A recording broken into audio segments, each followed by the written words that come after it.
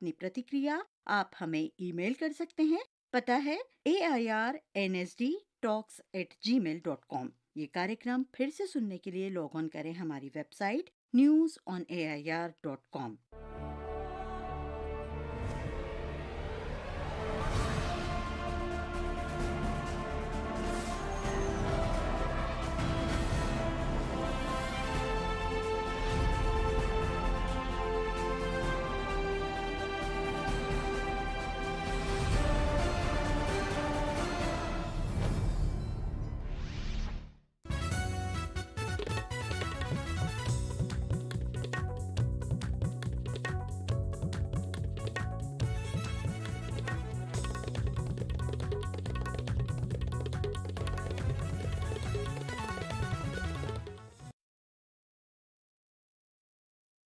This is Delhi.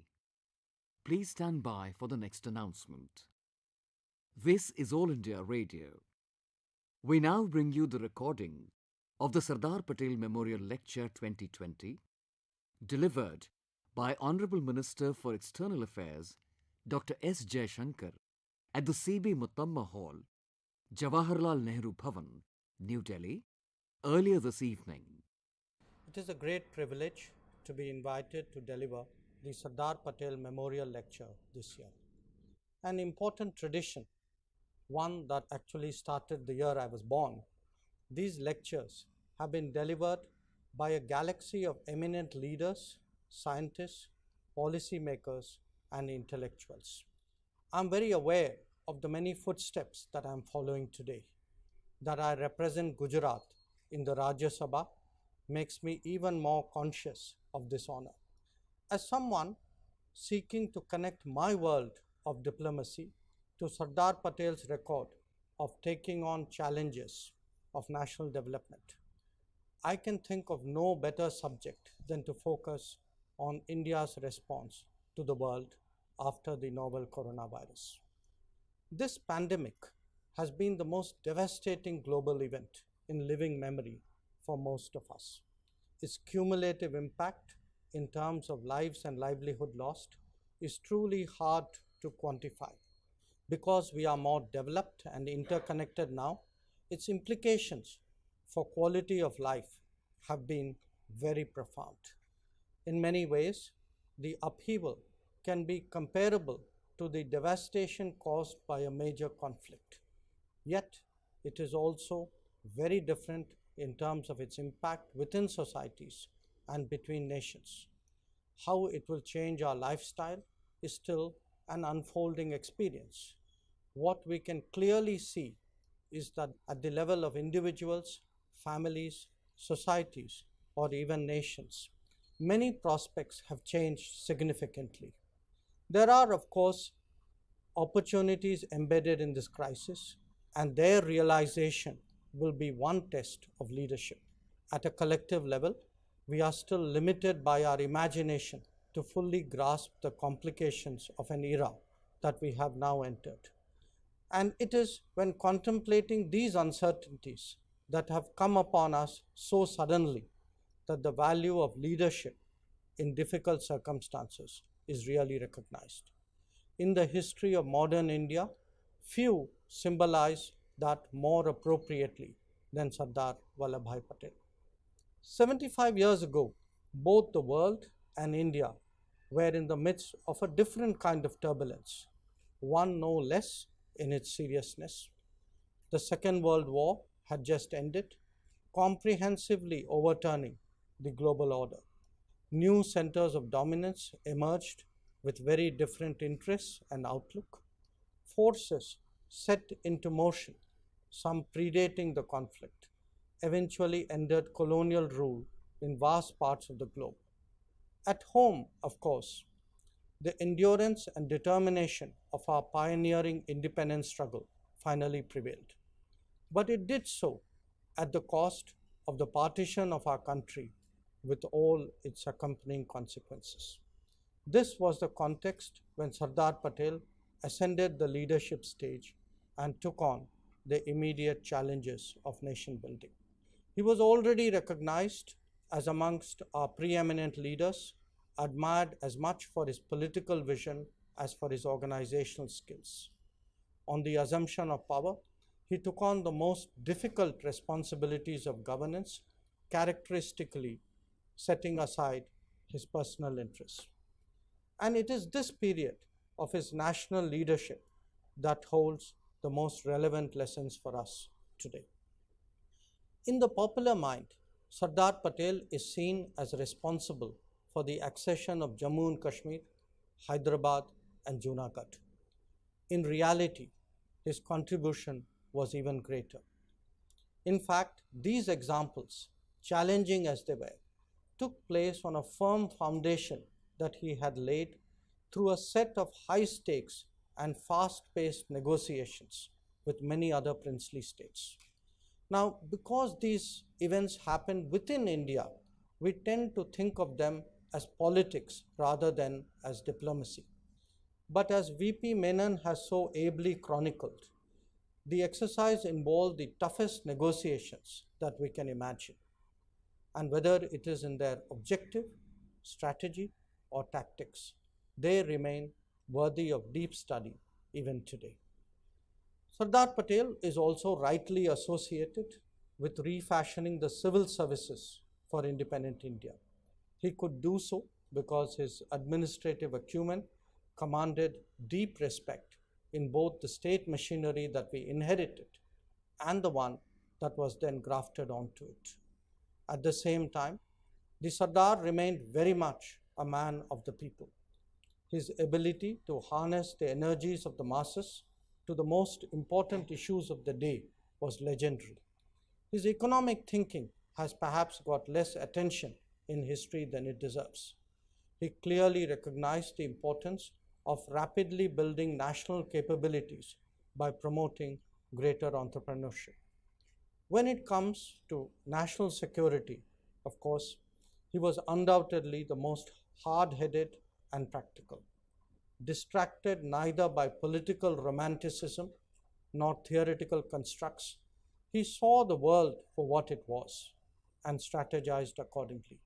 We also know that he was prescient about challenges beyond our borders.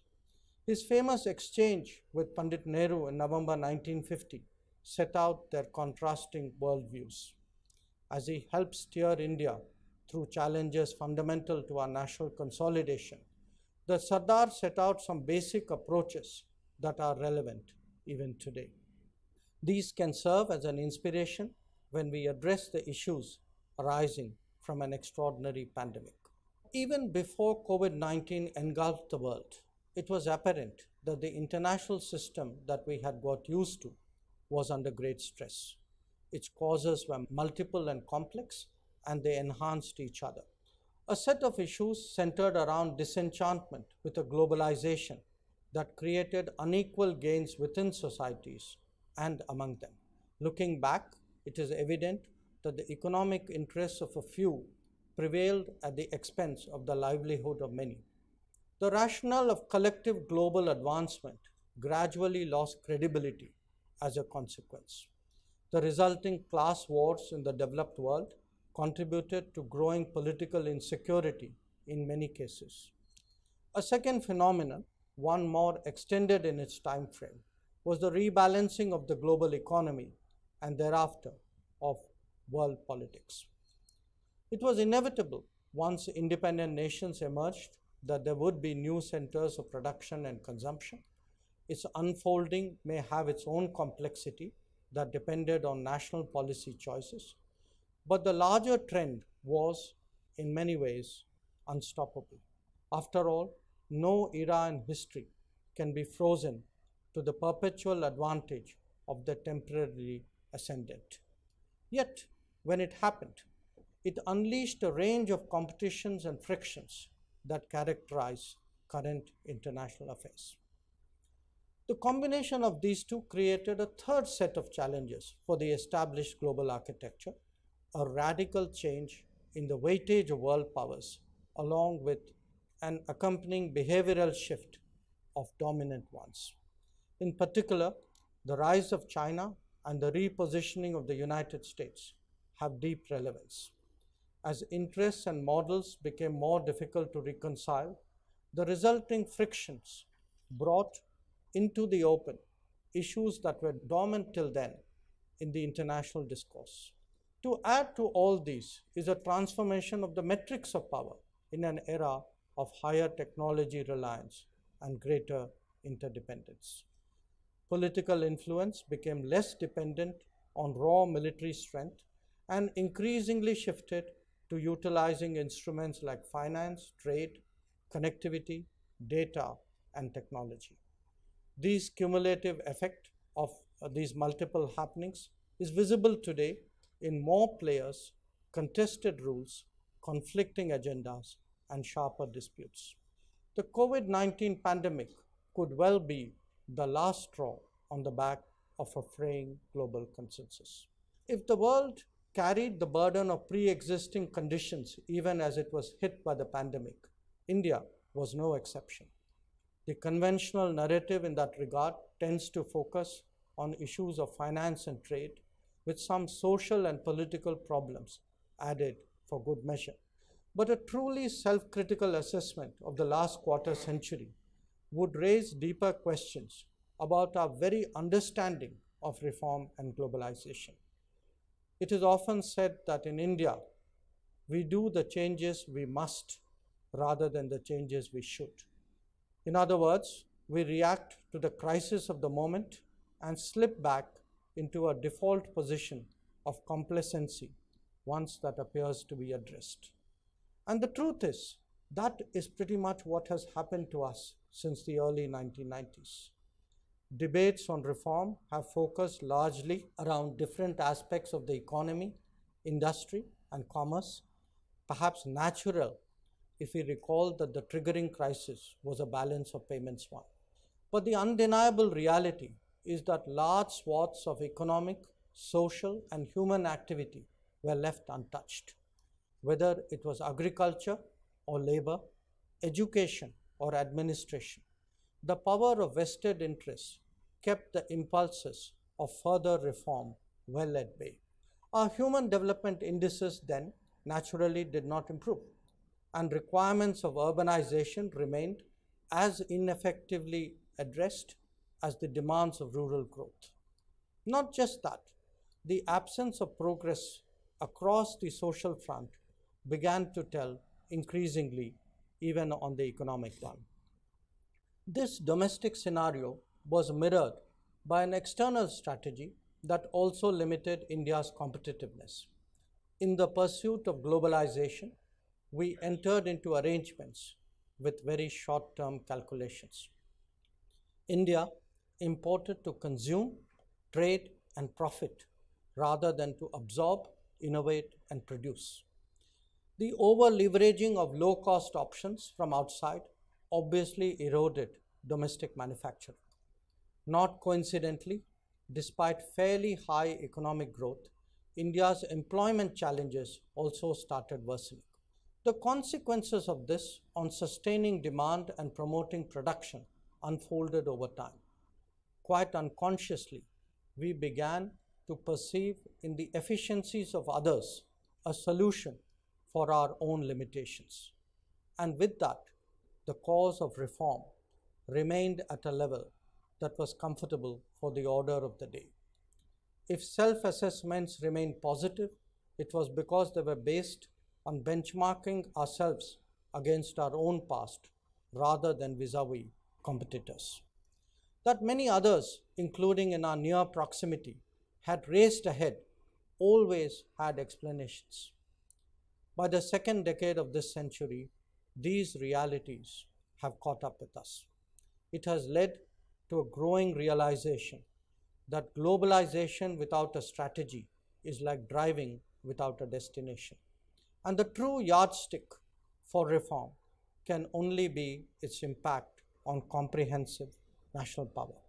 Policymakers across the world dealing with the impact of the pandemic are now focused on economic and social recovery.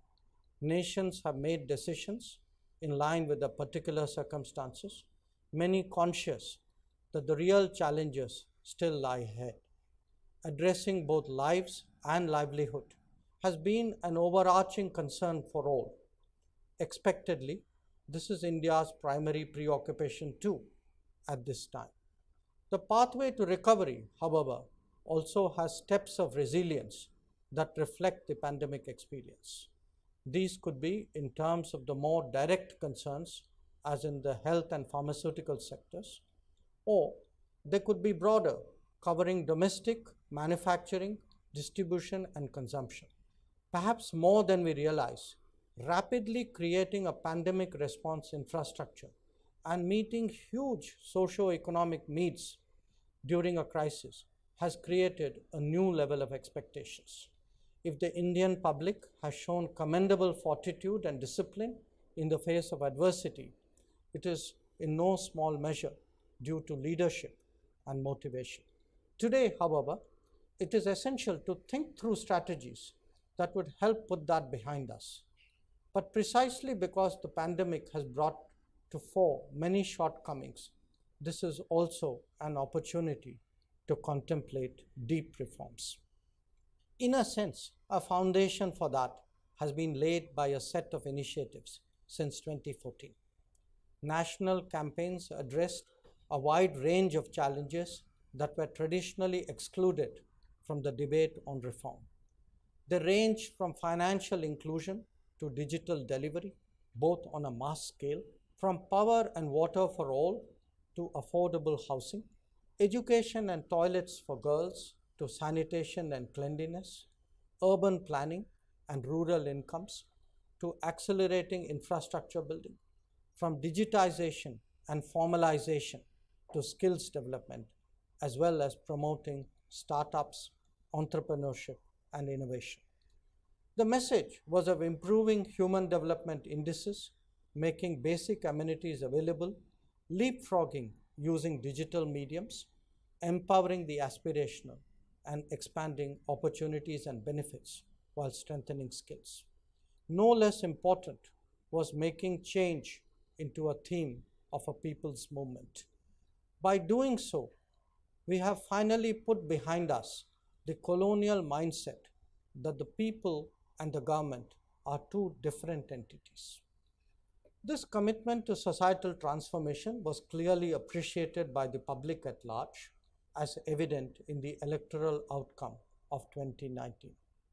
Today, these experiences have helped lay the groundwork for more sweeping changes that were long awaited. The recent reforms in agriculture, labor, and education are particularly notable, aimed as they are at freeing these sectors from the constraints of an era long gone by. Liberating the farmer from the middleman will obviously have profound implications for agriculture. Similarly, modern labor codes will expand employment and provide for wider benefits.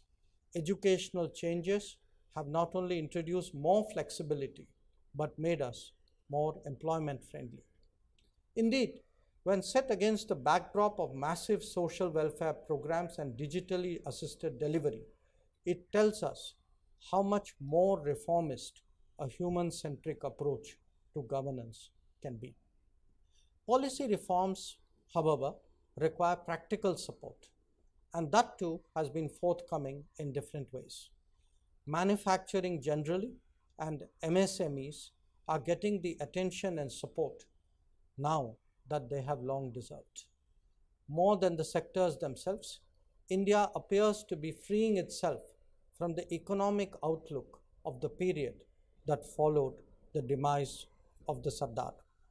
There are other areas as well where the winds of change are blowing, not least in the entrenched domains of administration and civil services. It is clear by now that Sardar Patel's vision of creating the best policy outcomes needs refreshing. A renewed stress on specialization, performance, and delivery is therefore particularly welcome. We must have no illusions that the road to recovery and beyond will be a long and arduous one.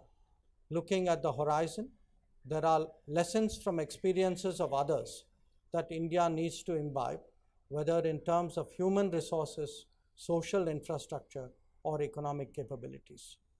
Basic amenities of power, water, and housing can no longer be treated as a luxury, nor can education, healthcare, skills, and employment remain as options just for a few.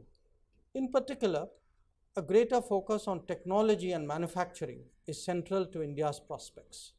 Digitization could well hold the key to the credible emergence of social welfare in a nation with limited resources. This is important to recognize given the growing expectations of aspirational thinking. A commitment to promoting more employment-centric growth may be assisted by labor reforms and skilling programs, but it also sees a strong and sustained effort towards making it easier to do business. Paradoxically, it has to overcome an earlier encumbering of the economy in the name of being pro-poor, when the reality was that it shrank employment opportunities. Some of the answers also lie in the purview of our trade policies that have not done our interests adequate justice. Let us not forget that in a world where trade wars and technology battles are likely to be more commonplace, deindustrialization is truly akin to unilateral disarmament. But making it easier to do business is not just an economic objective. It has enormous social and even strategic implications. In the final analysis, it is central to the rapid strengthening of India's comprehensive national power. And where reform itself is concerned, India would truly arrive when we internalize that this is an endless process with ever-widening application. Serious powers know that this journey really does not have a destination. Challenges for national growth and development are not limited to the socio-economic domains. Addressing governance deficits and implementation shortcomings are a major part of the solution. The problem, of course, comes in many forms and variations. They range from outdated policies and inadequate frameworks to casual implementation or even downright neglect. At the end of the day, it is as much about capabilities as it is about strategizing. If we bemoan the limitations of the border infrastructure today, we must ask ourselves the reasons for the current state. After all, the periphery will reflect in large measure the capabilities or their lack in the heartland. Leaving parts of the country underdeveloped or undergoverned has its obvious risks, more so at the border. It also cannot be that we rise to special challenges while neglecting the daily routine. Safeguarding borders, for example, is a 24/7 exercise, not only an appropriate response to an emerging situation. Our own debates in regard to national security need to recognize this value of putting in place the requisite structures and systems. Advocating sweeping solutions without laying the groundwork may be dramatic politics. It is not serious policy. On the contrary, our experience in the last few years in expediting the creation of border infrastructure in the north shows how much difference sharper focus and better implementation can make. Breaking down silos and ensuring a more integrated governance process is just as important to performance. It has been a major priority in the last 6 years, especially in national security.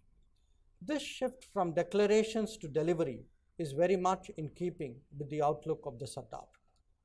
Underlying it is, of course, a basic willingness to fully recognize the challenges that the nation faces.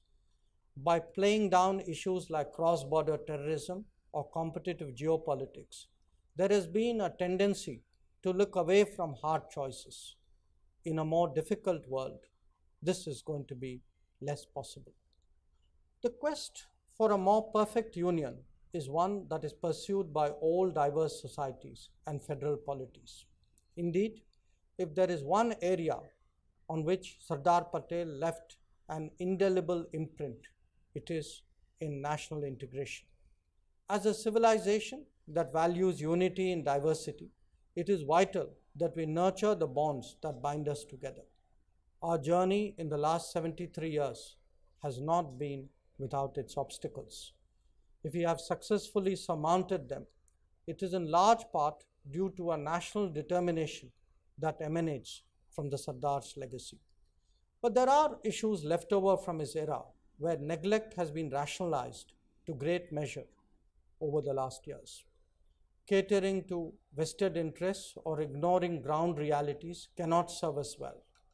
World politics is extremely competitive, and others are constantly looking for weaknesses within. Our deep underlying pluralism that harmonizes so much diversity is our civilizational strength, not a contemporary creation. We know this intuitively. The rest of the world will always struggle to understand. And India, that is true to its roots, will always be strong and resilient. Our thinking is best driven by self-belief and national awareness. Sardar Patel repeatedly cautioned against submitting our positions to the interests and judgments of others. That holds true as much now as it did then. While there is much to be done at home, it is also true that this cannot be divorced from global happenings. The world is, at the very least, a shaper of domestic developments and at times even a driver in certain respect. To give practical effect to an agenda of recovery, resilience, and reform, it is necessary to fashion a strategy at multiple levels. That would start with building capabilities at home, but to do so recognizing the value that the external world can bring to this process. To facilitate that, India must build optimal relations with key international players and groupings. At the same time, the larger landscape and the institutions that inhabit them should remain favorably disposed. The pursuit of these objectives constitutes the core of our foreign policy. As the post-pandemic agenda acquires greater urgency, there will be a parallel increase in the vigor in implementing these approaches.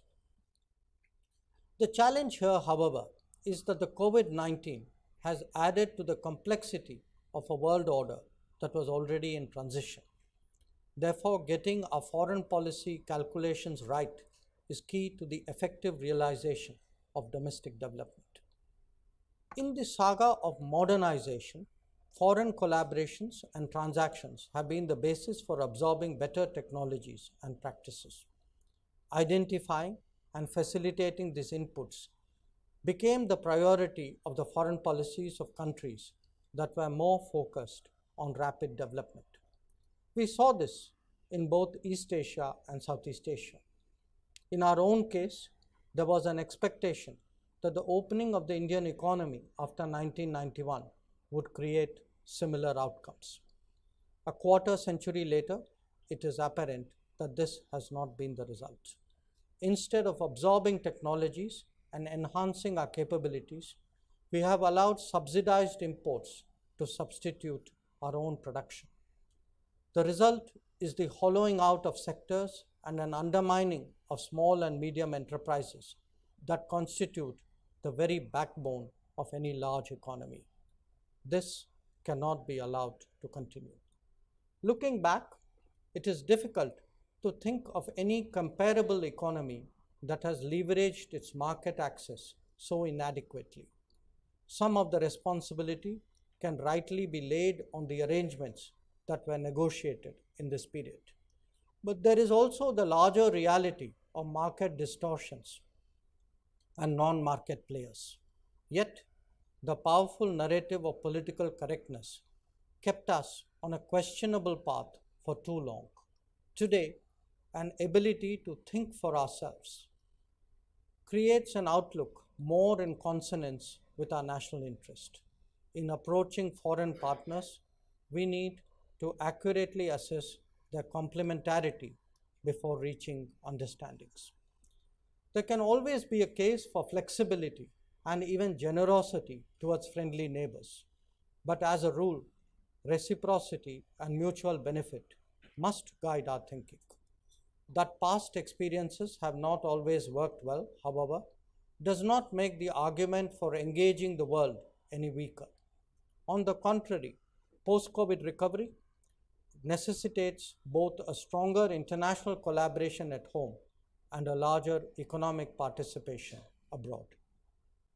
Assessing opportunities must be supported by improving methods of doing business. In real life, G2G arrangements tend to be complicated and time-consuming. The urgency of the challenge is better met by approaches that yield larger benefits in a shorter time frame. Strengthening the enabling environment for a more effective participation in global supply chains, therefore, becomes a priority. Encouraging our own businesses in that regard and improving the domestic investment climate are obvious corollaries. For those of us in the government, a stress on G2B must parallel that on G2G. Experiences of other high-growth economies highlight the importance of dedicated government efforts to bring critical global capacities to our country. Trust and resilience are the two characteristics that will command a premium in the post-COVID times.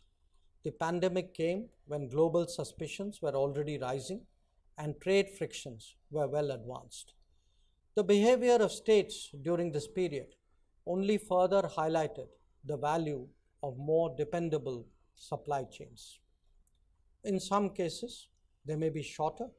In other cases, they could simply be more trusted. It is also essential to realize that there has been an evolution in our very understanding of national security. The world was already visualizing economic security as its intrinsic element. To that can now be added the requirements of health security as well, and increasingly data security. In fact, a combination of these developments has also revived a debate on strategic autonomy. Paradoxically, this is now felt more in the developed rather than developing nations, and on economic and technology issues rather than just security interests.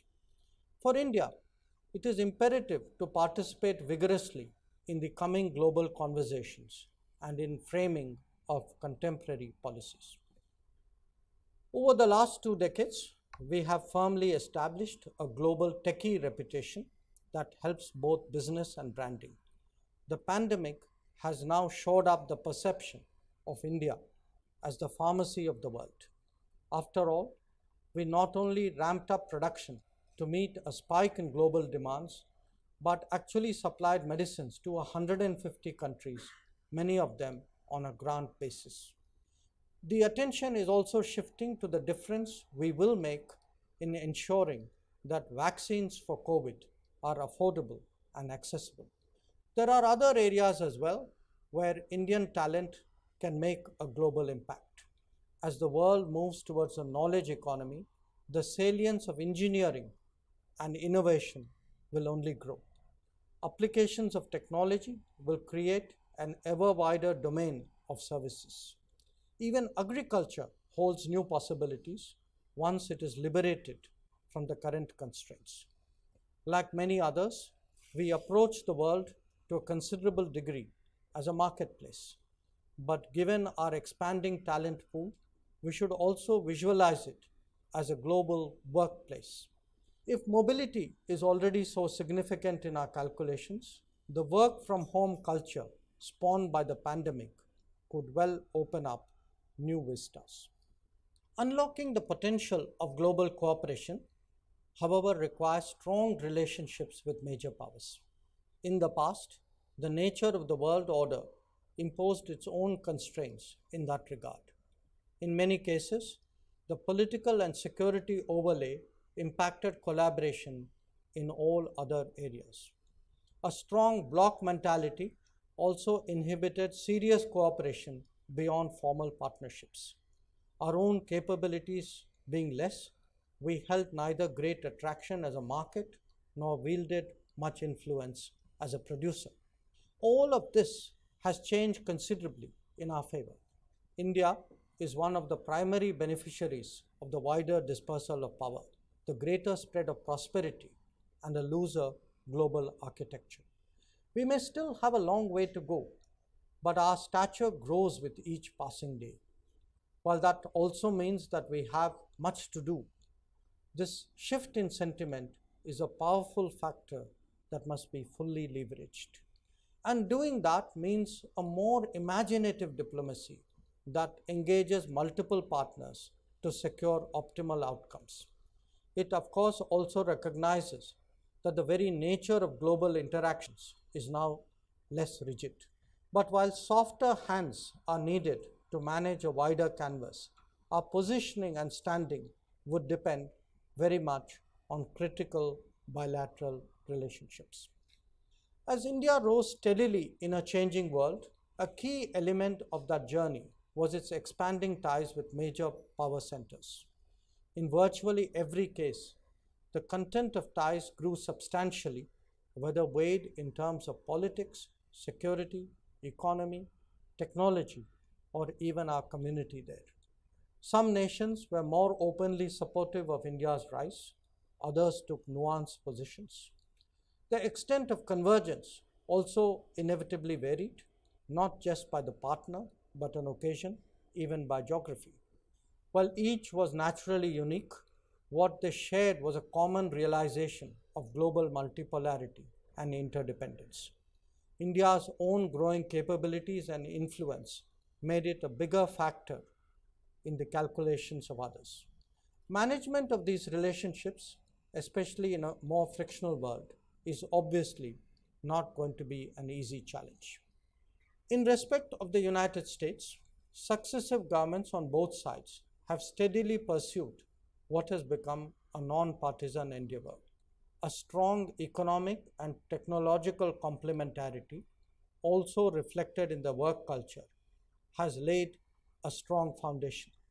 And the diaspora has been a very effective bridge. But it is in the face of emerging multipolarity that both nations have developed a serious interest in more intensive engagement. There are few domains today that their agenda have now left untouched.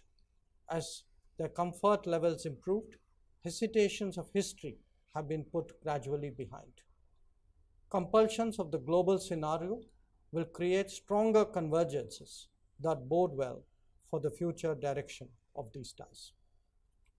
Where China is concerned, ties were stable for 3 decades as the two nations addressed inherited challenges and new circumstances.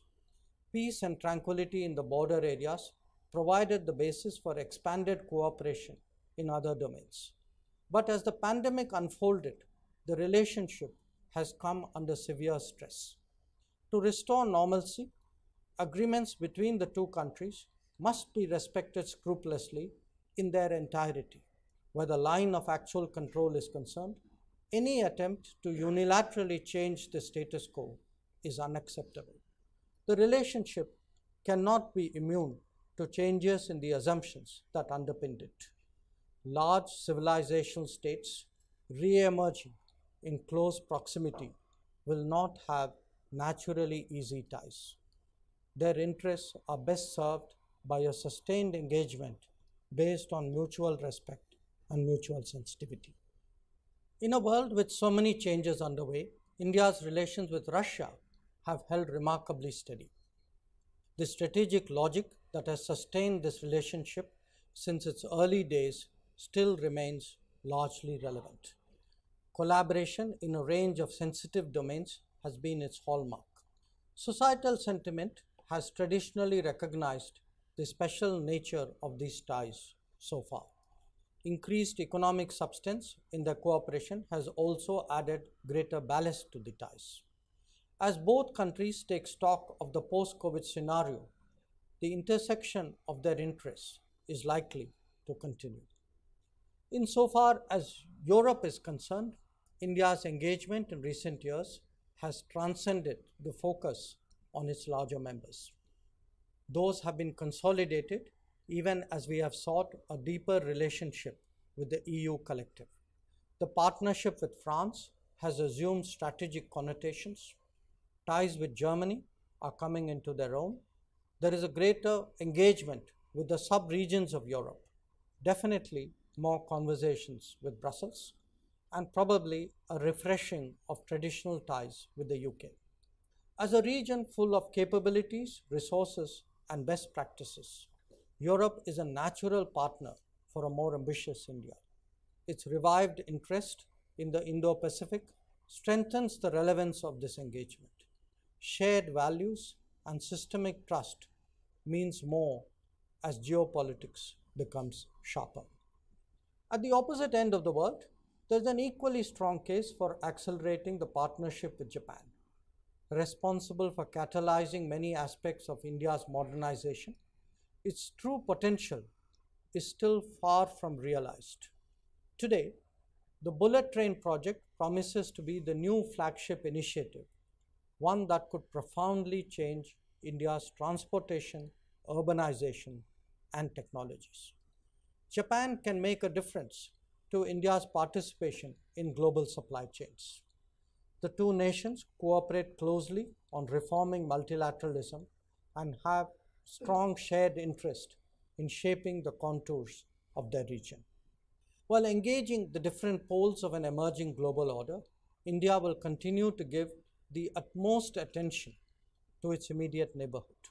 In the last few years, this has been visible in political attention as much as in a commitment of resources to building connectivity.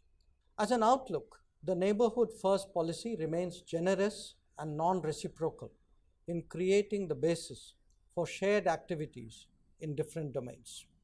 The initial fruits of these endeavors are already in evidence, with projects taking off across South Asia in power, roads, rail, energy, etc. The flow of people and goods within the region has consequently improved discernibly. In taking this forward, we would do well to remember that all neighborhoods are a mix of emotions and economics. Each, in their own way, are a reality and need to be addressed continuously. However, the more transient political issues will not distract us from the larger goal of creating a shared space of common prosperity. The challenge of cross border terrorism, though, is one of a kind. We have to be uncompromising in combating it. If regionalism is to seriously develop, it would need not only a positive approach towards trade, connectivity, and contacts, but also an abjuring of terrorism as state policy. COVID-19 has impacted every state of South Asia, and their common recovery is contingent on their collaborative efforts. In recent times, India has also become more conscious of the extended neighborhood that is so much a part of our history and heritage. This awareness has been propelled by a variety of economic, political, cultural, and diaspora factors. It has unfolded through an Act East policy that encapsulates the ASEAN and beyond. Our partnership with Australia today underlines how far that has taken us. It is also expressed in the Sagar Outlook that provides a template to engage our maritime neighbors, and it is visible in a noticeable level of attention given now to Israel, the Gulf kingdoms, and Iran. Their aggregate impact has been to broaden the operational arena for Indian interests while simultaneously drawing on a larger circle of resources and friendship. These proximate regions are naturally the most intense when it comes to economic activities and diaspora presence. They were also the most affected, therefore, when the pandemic led to an economic slowdown. The benefits of our recent cultivation were evident in mitigating its consequences for India. As the world limps back to greater normalcy, the enhanced quality of these relationships can help in the early revival of opportunities. India will approach the world in a more proactive way in the aftermath of the pandemic. Some of that will be driven by a global vision of its interests that it has steadily developed over the years. Whether it is a deeper commitment to Africa that underlines our historical solidarity, or initiatives from the Caribbean to South Pacific that drives our developmental vision. This is a statement of our own evolution. The pressures of the pandemic will naturally impart a different urgency to such engagements. Where we can make a difference to the recovery and revival of others, we will do so unhesitatingly. In terms of harnessing global capabilities, diplomacy abroad will match the boldness of reforms at home. And we will take a much more holistic approach to policy challenges and the delivery prospects. Indian diplomacy will be more integrated with our defense and security needs, more supportive of our economic and commercial interests, more aware of our technology capabilities and offerings, and more sensitive to the diaspora. We will strive to be the exemplars of Team India, truly working as one so that our goals are met and our vision realized. India will enter the United Nations Security Council as a non-permanent member on the 1st of January 2021. With the passage of time, the case for a permanent presence has only grown stronger. Starting now, we will press strongly for reformed multilateralism that would make the UN more representative of contemporary realities. Naturally, our priorities will reflect our national interests, but they will also speak for the larger developing world constituency that we represent. Voicing their concerns and needs has become even more important in the aftermath of COVID-19. India's response to overcoming this turbulence and uncertainty is articulated in the vision of Atmanirbhar Bharat. In the words of Prime Minister Narendra Modi, and I quote, "It is not just about competition, but also about competence. It is not about dominance, but about dependability. It is not about looking within, but about looking out for the world." So when we say Atmanirbhar Bharat, we mean an India that is, first of all, self-reliant. A self-reliant India is also a reliable friend for the world. A self-reliant India does not mean an India that is self-centered, unquote.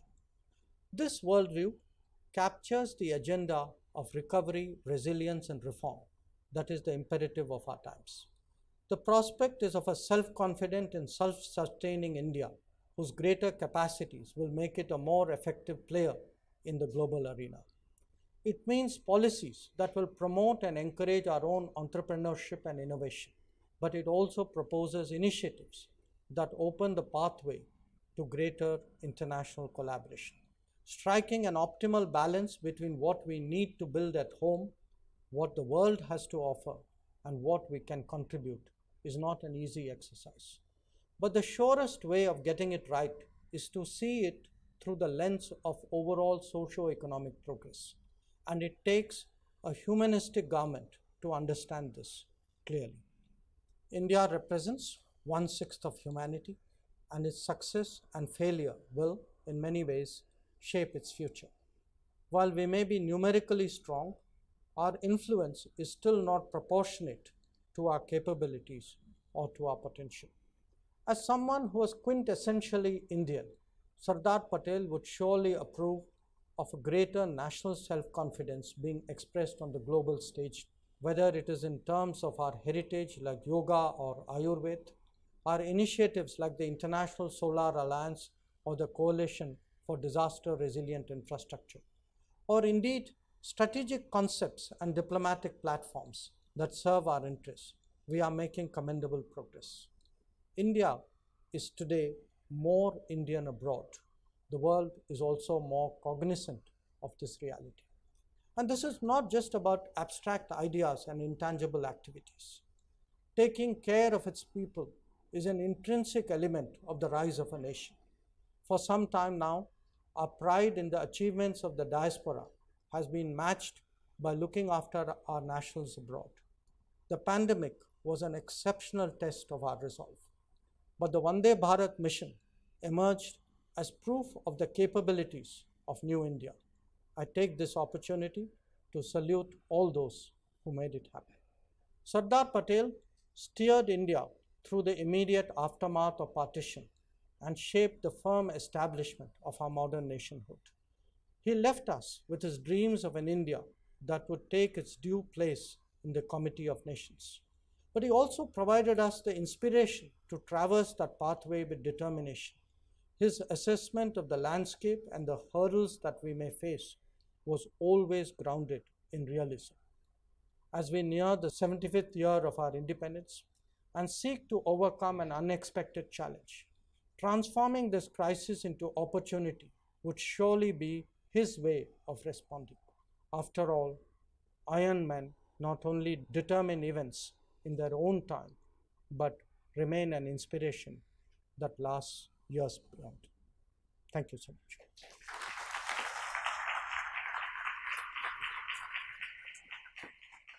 You were listening to a recording of the Sardar Patel Memorial Lecture 2020, delivered by Honorable Minister for External Affairs, Dr. S. Jaishankar, at the C.B. Muttamma Hall, Jawaharlal Nehru Bhavan, New Delhi, earlier this evening.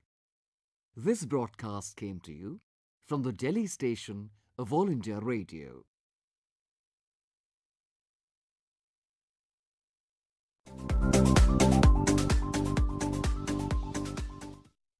Namaskar.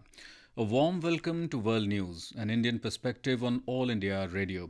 This is Nishit Kumar bringing glimpses of major developments of the day from across the globe.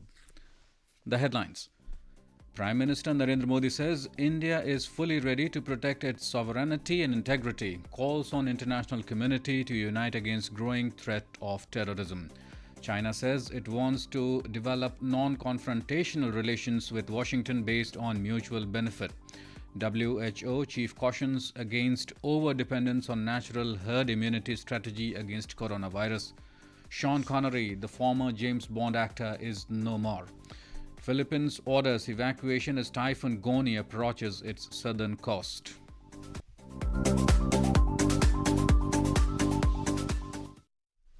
Prime Minister Narendra Modi affirmed that today's India is fully ready to protect its sovereignty and integrity.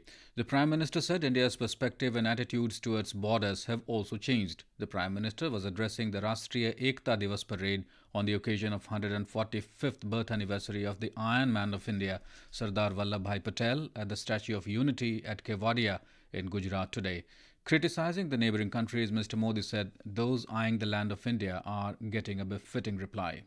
आज भारत की भूमि पर नजर गड़ाने वालों को मुंह तोड़ जवाब देने की ताकत हमारे वीर जवानों के हाथ में है। आज का भारत सीमाओं पर सैकड़ों किलोमीटर लंबी सड़कें बना रहा है, दर्जनों ब्रिज, अनेक सुरंगें लगातार बनाता चला जा रहा है। अपनी संप्रभुता और सम्मान की रक्षा के लिए आज का भारत पूरी तरह सज्ज है, प्रतिबद्ध है, कटिबद्ध है, पूरी तरह तैयार है। Mr. Modi also called on the international community to unite against increasing threat of terrorism. The Prime Minister said that unity of the world community is necessary for the peace and prosperity of the world. He said India lost thousands of innocent lives in the fight against terrorism. He appealed to the people to unite for the peace and prosperity of the country and achieve the goal of Ek Bharat, Shreshtha Bharat. Chinese Foreign Ministry on Friday said it wants to develop non-confrontational relations with Washington based on mutual benefit and respect. The statement comes a day after its defense ministry said it has held talks with the US on crisis communication. The two countries have been engaged in a bitter war of words amid simmering tensions over the South China Sea. United States has